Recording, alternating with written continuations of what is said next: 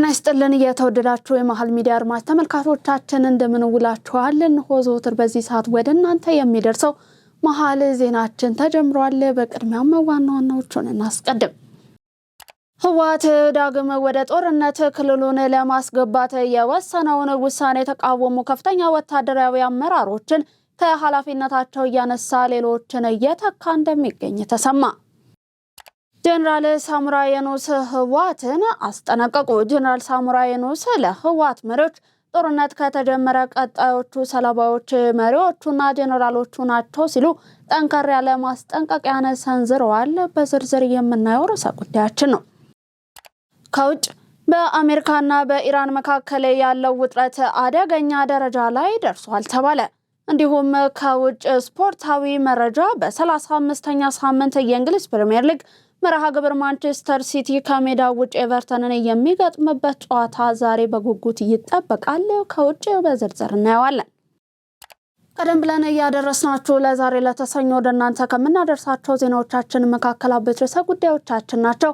ከመሸጋገሪያ በኋላ ስንመለስ በዝርዝር ወደምንመለከታቸው እናልፋለን። ዜናውን ላይክ እና ሼር ሚዲያችንን ሰብስክራይብ በማድረግ ዜናውን ተጀምሩ ዘንድ የአክብሮት ግብዣችን ነው። ታላቅ የምስራች ከሜሪት ፕሮፐርቲስ ለንግድ ሱቅ ፈላጊዎች በሙሉ እርሶ ይነግዱ እንጂ ትርፋማ የሚሆኑባቸውን አሊያም ቢያከራዩ አዋጭ የሆኑ የንግድ ሱቆችን በመሃል ተክለ ሃይማኖት ለሽያጭ ማቅረባችንን ስንገልጽ በታላቅ ደስታ ነው። ሜሪት ፕሮፐርቲስ ከሰፊ ካሬ አማራጮች ጋራ ከ11 ካሬ እስከ 32 ካሬ የንግድ ሱቆችን ከ2.2 ሚሊዮን አጠቃላይ ክፍያና ከ440 ሺህ ብር ቅድመ ክፍያ ጀምሮ የግሎ ማድረግ ይችላሉ። እንዲሁም የመኖሪያ አፓርትመንቶችን ለምትፈልጉ ውድ ደንበኞቻችን ሜሪት ፕሮፐርቲስ አራዳ ፓርክ ፊት ለፊት ከባለ 1 እስከ ባለ 3 መኝታ አፓርትመንቶችን ከ30% ታላቅ ቅናሽ ጋራ ይዘንሎት ቀርበናል። ታዲያ ይሄ የማይደገም እድል ሳያመልጣችሁ ከስር ባለው ስልክ ይደውሉልን። ተመልሰናል። በቀዳሚነት ወደምንመለከተው መረጃችን አለፍ። ህወሓት ክልሉን ዳግም ወደ ጦርነት ለማስገባት የወሰነውን ውሳኔ የተቃወሙ ከፍተኛ ወታደራዊ አመራሮችን ከኃላፊነታቸው ያነሳ ሌሎችን እየተካ እንደሚገኝ ተሰማ። እስካሁን ባለው ሁኔታ ቡድኑ የፕሪቶሪያውን ስምምነት በማፍረስ ከጦርነቱ በፊት ያቋቋመውን ህገወጥ ምክር ቤትን በመመለስ ክልሉን የጦርነት አውድማ ለማድረግ እያደረገ የሚገኘውን እንቅስቃሴ ተቃወመውን የሰው ኃይል አስተዳደር ኃላፊ ብርጋዴር ጀነራል ነጋሽ ዳኘውን ከኃላፊነት በማንሳት ኮሎኔል ገብረ ጻድቅን የሰው ኃይል አስተዳደር ኃላፊ አድርጎ የመደበ መሆኑ ለማወቅ ተችሏል። ቡድኑ አሁን ላይ ብርጋዴር ጀነራል ነጋሽ ዳኘውን ለጊዜው ከወሳኝ ኃላፊነት ቦታ ገለል በማድረግ በቀጣይ ቀናት በቁጥጥር ስር ሊያውለው መሆኑን ከውስጥ ምንጮች የተገኘው መረጃ ያመለክታል። ጀነራል ሳሞራ የኑስ ህወሓትን አስጠነቀቁ። ጀነራል ሳሞራ ለህወሓት መሪዎች ጦርነት ከተጀመረ ቀጣዮቹ ሰለባዎች መሪዎቹና ጀነራሎቹ ናቸው ሲሉ ጠንከር ያለ ማስጠንቀቂያን ሰንዝረዋል። ተጨማሪውን ይዘናል። የቀድሞ የኢፌዴሪ መከላከያ ኃይል ጠቅላይ ኤታማዦር ሹም ጀነራል ሳሞራ የኑስ በቅርቡ በሰጡት ትንተና የህወሓት መሪዎችና ጀነራሎች ዳግም ወደ ጦርነት ለመግባት የሚያደርጉት ትንኮሳ የራሳቸውን ህልውና ጭምር ለአደጋ የሚያጋልጥ መሆኑን በማስገንዘብ ጠንከር ያለ ማስጠንቀቂያን ሰጥተዋል። ጀነራሉ በታሪክ አጋጣሚ በጦርነት ወቅት መስዋዕት የሆኑ የድርጅቱን ነባር ታጋዮችን በማስታወስ አሁን ግን ሁኔታው የተለየና እጅግ አስከፊ መሆኑን ጠቁመዋል። ጀነራል ሳሞራ እንደገለጹት ቀደም ባሉ ጦርነቶች በርካታ ታጋዮችና ተራ ወታደሮች አልቀዋል። ሆኖም አሁን ዳግም ጦርነት የሚቀሰቀስ ከሆነ ጦርነቱ ከበፊቱ በበለጠ ሁኔታ የህወሓት መሪዎችንና ጀነራሎችን በቀጥታ ኢላማ ያደረገ እንደሚሆን ጠቁመዋል። ከዚህ ቀደም ከሞቱት ሰዎች በበለጠ አሁን ጦርነት ከተጀመረ የድርጅቱ ከፍተኛ አመራሮችና ጀነራሎች ለእልፈት የመጋለጥ እድላቸው ከፍተኛ ነው ሲሉ አስጠንቅቀዋል። በአሁኑ ወቅት ያለው የቴክኖሎጂና የወታደራዊ አቅም ልዩነት መሪዎቹ ተሸሽገው ጦርነት የሚመሩበት እድል እንደማይኖርም አመልክተዋል። ጀነራሉ የፌዴራል መንግስቱ ያለው አቅም መሪዎቹንና ጀነራሎቹን ባሉበት ቦታ ሆነው ለመምታት የሚያስችል በመሆኑ ጦርነቱ ለመሪዎቹ የፖለቲካና የህወሓት ማክተሚያ ሊሆን ይችላል የሚል ይዘት ያለው ትንተናን አቅርበዋል። በቀደሙት ዓመታት በትግሉ ወቅት ያለቁትን ጀግኖችን በማስታወስ የአሁኑ አመራር ያንን መስዋዕትነትን ከንቱ የሚያደርግና የራሱንም ህይወት ለአደጋ የሚያጋልጥ ግትርነት ውስጥ መገኘቱን ጠቅሰዋል። ጦርነቱ ቢጀመር እንኳ ከአላማጣና ጸለምት እንደማያልፍና ውጤቱም የመሪዎቹን ውድቀት የሚያፋጥን እንጂ ለትግራይ ህዝብ የሚፈይደው ነገር የለም ሲሉም አብራርተዋል። ጀነራል ሳሞራ ትግራይ ወደ ድል ዓመት ወይንም ሲኦል ትገባለች ሲሉ ይህ መከራ ከቀላል ወታደሩ ይልቅ መመሪያ በሚሰጡት ጀነራሎችና መሪዎች ላይ እንደሚበረታ ፍንጭ ሰጥተዋል። አመራሩ ራሱንና ህዝቡን ካልተገደበ እልቂት ለማዳን ብቸኛው አማራጭ ሰላም ብቻ መሆኑን ሊረዳ እንደሚገባም አሳስበዋል። ይህ የጀነራል ሳሞራ ንግግር ብዙዎች ንግግሩን አመራሩ ራሱን እንዲያድን የተሰጠ የመጨረሻ ዕድል ሲሉም ገልጸውታል። በሰባተኛው ጠቅላላ ምርጫ ህብረተሰቡ በንቃት እንዲሳተፍ የድርሻቸውን እየተወጡ መሆናቸውን የወላይታ ዞን መምህራን ማህበር እንዲሁም ወጣቶች ፌዴሬሽን ገለጹ። በምርጫው ቀን ከሚከናወኑት የታዛቢነት ስራ በተጨማሪ ከወዲሁ የማህበረሰቡን ግንዛቤ ማሳደግ ስራን እያከናወኑ መሆናቸውን የማህበሩ ሊቀመንበር ባዩሽ ዘውዴ ለኢትዮጵያ ዜና አገልግሎት ገልጸዋል። የፌዴሬሽኑ ፕሬዝዳንት ወጣት አወቀ በዛብህ በበኩሉ ወጣቶችን በበጎ ፈቃደኝነት በማሰማራት ህዝቡ በጠቅላላ ምርጫው ንቁ ተሳትፎን እንዲያደርግ የማስገንዘብ ስራ እያከናወኑ እንደሚገኙ ገልጸዋል። በቅድመ ምርጫ፣ በምርጫ ዕለትና በድህረ ምርጫ ወቅት ህግን ተከትሎ መንቀሳቀስ እንደሚገባ ገልጸውም ለዚህም ወጣቶች የሰላም አምባሳደር በመሆን ሚናቸውን እንዲወጡም እየሰራን ነው ብለዋል። በሌላ በኩል ዜጎች ድምጻቸውን ለፈለጉት ፓርቲ በመስጠት ዲሞክራሲያዊ መብታቸውን እንዲጠቀሙ ግንዛቤ የመፍጠር ስራን እየሰሩ መሆናቸውን አስረድተዋል። የተባበሩት አረብ ኤምሬትስ የበጎ አድራጎት ድርጅት ለኢትዮጵያ የልብ ሕክምና ማዕከል $300,000 ድጋፍን አደረገ። የኤምሬትስ ቀይ ጨረቃ የህፃናት የልብ ሕክምናዎችና ቀዶ ጥገናዎችን ለማስፋፋት የሚውል $300,000 የገንዘብ ድጋፍን ለኢትዮጵያ የልብ ሕክምና ማዕከል ማድረጉን የሀገሪቱ የዜና ወኪል WAM ዘግቧል። ይህ የድጋፍ መርሃ ግብር ይፋ የተደረገው መሐመድ ሳሌም አልራሽድ፣ መሐመድ ሂላል አልካቢን እንዲሁም አህመድ ሳሪ አልማዝሮኢን ያካተተ የተባበሩት አረብ ኤምሬትስ ልዑክ በአዲስ አበባ የሚገኘውን የማዕከሉን የስራ እንቅስቃሴ በጎበኙበት ወቅት ነው። ጉብኝቱ በአዲስ አበባ ሊካሄድ ከታቀደው የዛይድ የበጎ አድራጎት የሩጫ ውድድር ጎን ለጎን የተከናወነ መሆኑም ተገልጿል። ለሀገር ግንባታ የሚፈጥሩ አእምሮችን የሚሰሩ እጆች ዋነኛ ምሰሶች ናቸው ሲሉ የአዲስ አበባ ከተማ አስተዳደር ከንቲባ አዳነች አቤቤ ገለጹ። የአዲስ አበባ ከተማ የስራና ክህሎት ቢሮ ያዘጋጀውን 16ኛው ከተማ አቀፍ የቴክኒክና ሙያ ሳይንስ የቴክኖሎጂ ልዕቀት ለሀገር ብልጽግና በሚል መሪ ሀሳብ በአራዳ ፓርክ ተከፍቷል። ተጨማሪ አለ። የአዲስ አበባ ከተማ ከንቲባ አዳነች በዚህ ወቅት በቅርቡ ጠቅላይ ሚኒስትር ዶክተር አብይ አህመድ በአፍሪካ ህብረት የሰው ሰራሽ አስተውሎት አርቲፊሻል ኢንተለጀንስና የዲጂታል ጤና ዘርፍ መሪ ሆነው መሾማቸው ኢትዮጵያ በዘርፉ እያሳየች ያለችውን ትልቅ ምርታ ማሳያ መሆኑን ገልጸዋል። ሀገር በሚፈጥሩ አእምሮዎችና በሚሰሩ እጆች ይገነባል ያሉት ከንቲባ ለዚህም የቴክኒክና ሙያ ኮሌጆች እያከናወኑ ላለው ተግባር እውቅና መስጠት እንደሚገባ ተናግረዋል። ሀገር በልጆቿ ጥረት እንደምትገነባ ገልጸው በተለይም በቴክኖሎጂ ዘርፍ እየታየ ያለው ለውጥ ተስፋ ሰጪ መሆኑን ጠቁመዋል።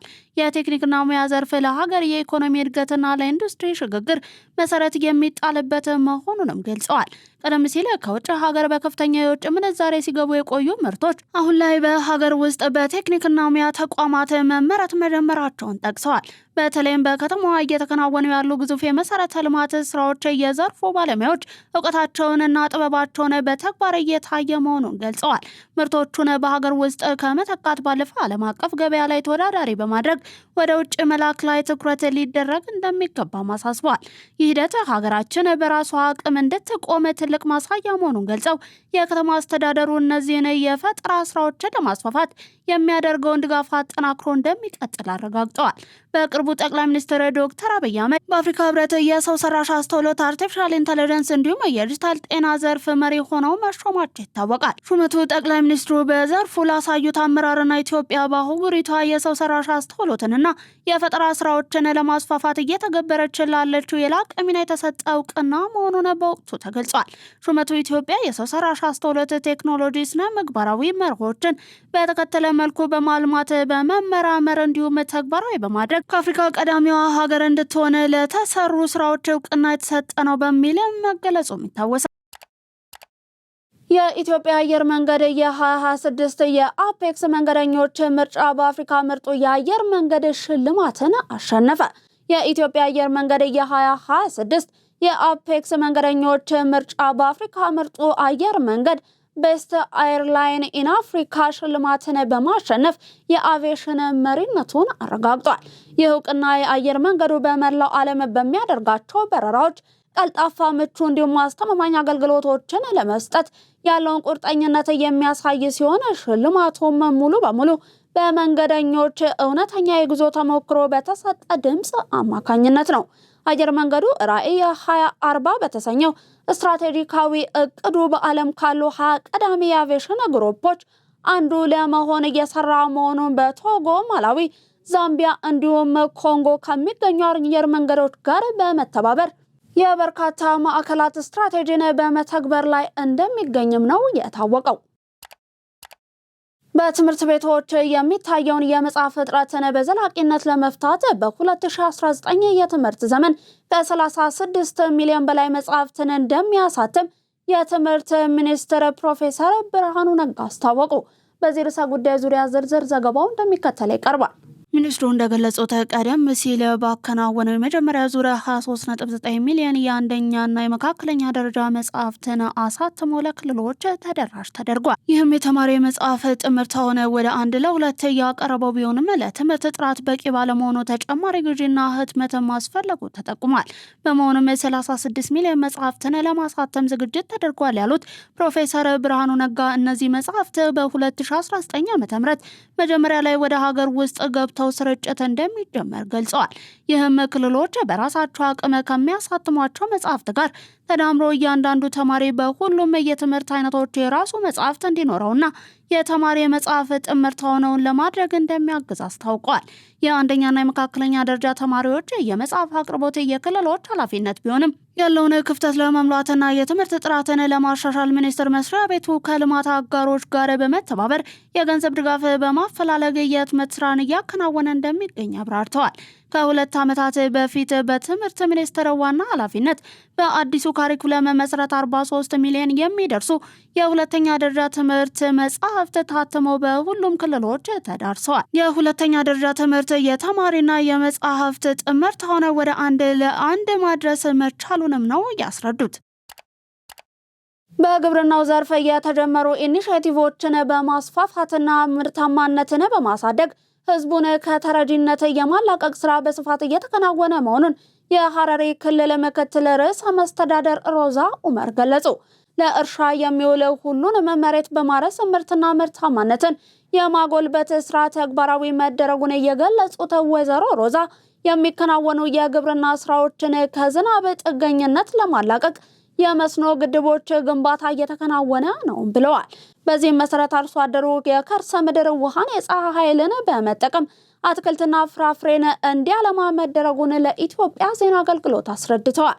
በሌማት ትሩፋት ዘርፍ የሚገኘውን ምርታማነትን ከማሳደግ አኳያም በወረዳዎች ሼዶችን በመገንባት ለወጣቶች እንዲተላለፉ መደረጉን እንዲሁም ምርጥ ዝርያ ያላቸውን የዶሮ ጫጩቶችን ለአርሶ አደሩ መሰራጨታቸውን ገልጸዋል። በተፈጥሮ ሀብት ጥበቃ ረገድም ስራዎች በየዓመቱ እያደጉ መምጣታቸውን ጠቅሰው በዘንድሮ በጋ በክልሉ አመርቂ የተፋሰስ ልማት ስራ መከናወኑን አስታውቀዋል።